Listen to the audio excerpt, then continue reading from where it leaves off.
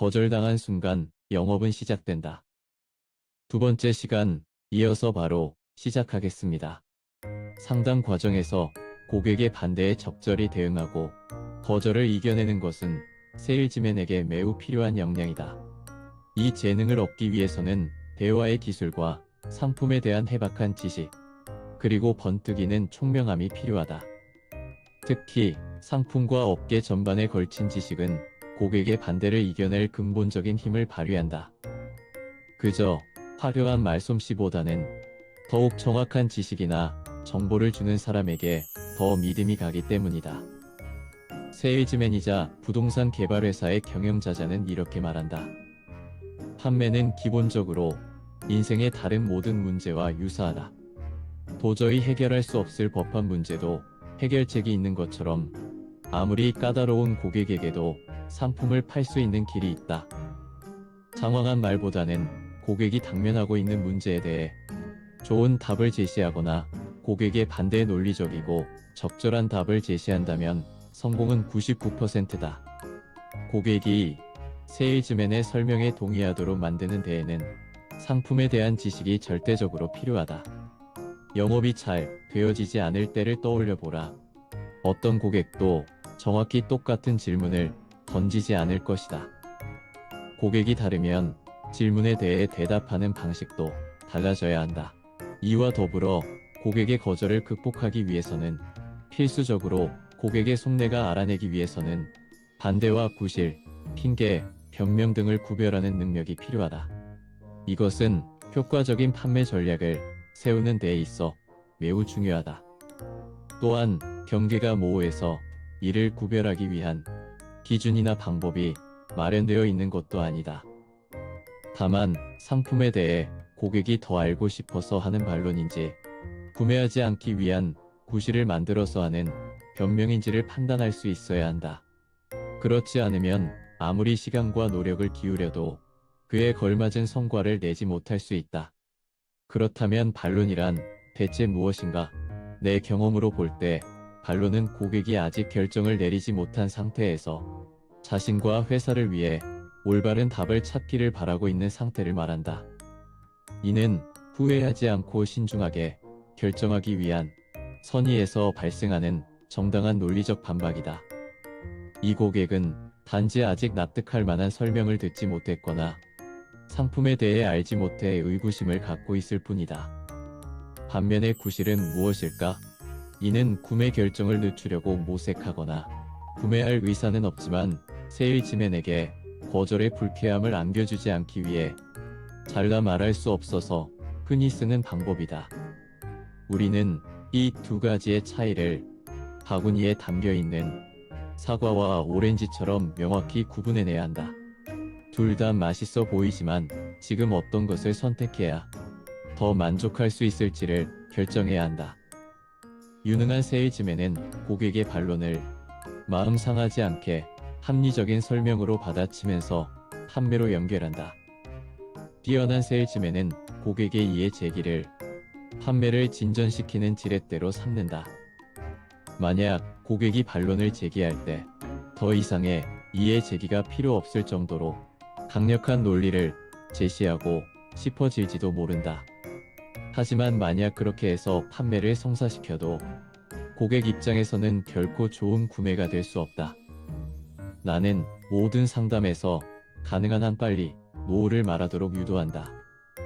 정도의 차이는 있지만 모든 남자는 거절하고 싶은 마음, 반대하고 싶은 마음이 있다. 이것을 몸에서 최대한 빨리 토해내게 하지 않으면 안 된다. 따라서 나는 상담 초반에 노를 불러일으키는 질문을 던지고 있다. 거절을 받자마자 나는 정중한 어조로 그 이유를 물어본다. 내게 있어 예스란 대답은 병 속에 들어있는 와인이다. 거절은 코르크 마개이다. 이 코르크 마개를 뽑지 않는 한 와인을 마실 수 없다. 어차피 열어야 할 마개라면 아예 빨리 열고 시작하는 것이 좋다. 이해 제기는 좀 더 자세한 이야기를 듣고 싶다는 고객의 요청이다. 상담을 시작해서 반론이나 이해 제기를 받지 못하면 오히려 판매가 이루어질 가능성도 희박하다. 가격이 비싼데요. 조금 더 싼 것은 없을까요?는 반론이거나 구실일 수 있다. 이를 구분하는 가장 쉬운 방법은 가격이 싼 다른 것을 보여주거나 비싸 보이지만 월등히 좋은 상품을 제시했을 때 고객이 납득을 한다면 이는 반론이다. 세일즈맨이 상담에 좀 더 열의를 보여주면 판매가 이루어질 가능성이 높다. 반면 다른 상품을 소개했거나 더 좋은 상품을 제시했음에도 또 다른 변명을 한다면 그것은 구실일 가능성이 높다. 이럴 때는 적절한 이유를 들어 훗날을 기약하거나 완전히 다른 상품을 권유하는 것이 좋다. 그리고 고객이 하는 질문의 진위를 파악한다는 것은 좀처럼 쉽지 않은 일이다. 직감에 의지하기도 어려운 일이다. 오로지 상품과 그 분야에 대한 지식, 고객에 대한 이해, 수년간에 걸친 판매의 경험에 의존할 수밖에 없다. 다만 더 많은 정보의 요청을 변명이라고 단정하는 실수는 피해야 한다. 확실히 거절 의사를 밝히지 않고 여러 가지 구실을 다는 고객도 세일즈맨들이 가장 싫어하는 유형이다. 어떤 대답을 단순하게 반론이나 변명으로 분류한다면 어리석은 실수를 저지를 수 있다. 따라서 세일즈맨은 그것들을 구분할 수 있어야 한다. 그렇지 않으면 아무 성과가 없는 고객 때문에 시간과 노력을 허비할 것이다. 어떤 고객들은 변명을 거절의 우아한 방법으로 사용한다.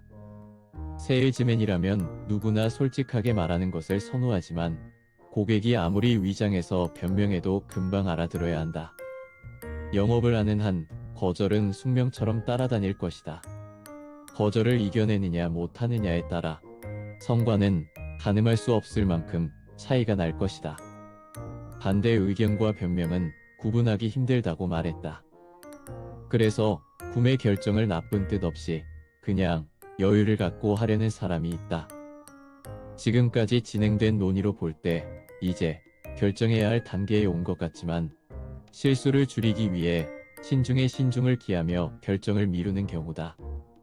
중요한 결정을 충동적이거나 빠르게 결정하는 사람도 있는 반면 욕망을 행동으로 옮기기 전에 심사숙고하면서 여유를 갖고 생각하는 사람도 있다.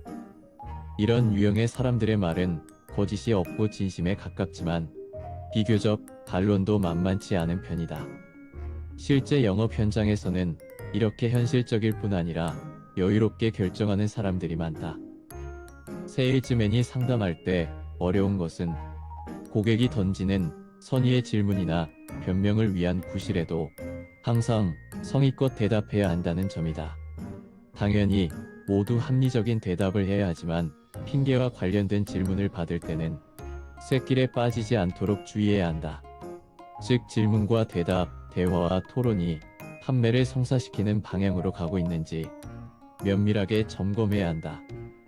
한편 세일즈맨은 대화의 전체적인 흐름은 당연 자신이 바라는 대로 이끌어야 하지만 반대로 잠재 고객이 실제로 협상을 주도하고 있다고 느낄 수 있도록 해야 계약 성사가 빠르다. 5달러의 앞치마를 파는 작은 매장이든 수천 달러의 모피코트를 파는 명품점이건 판매가 이루어지기까지 반론과 이해 제기는 끝이 없다. 하지만 고객을 대하는 직원이 얼마나 적절히 대응함에 따라 결과는 극명하게 달라진다. 변명을 위한 이해 제기에 휘둘리지 말아야 하고 거기에는 항상 이유가 있을 뿐이다. 반론이나 이해 제기에 즉각적으로 반론하거나 불쾌하게 생각하지 말자. 오로지 납득할 만한 대답이 준비되어 있어야 한다. 상담 시 고객의 반대 의견을 듣고 이를 충족시켜 주는 것을 상담의 목표로 하자. 오늘은 여기까지입니다. 작은 영감, 감동 있으셨습니까? 구독, 좋아요 부탁드립니다.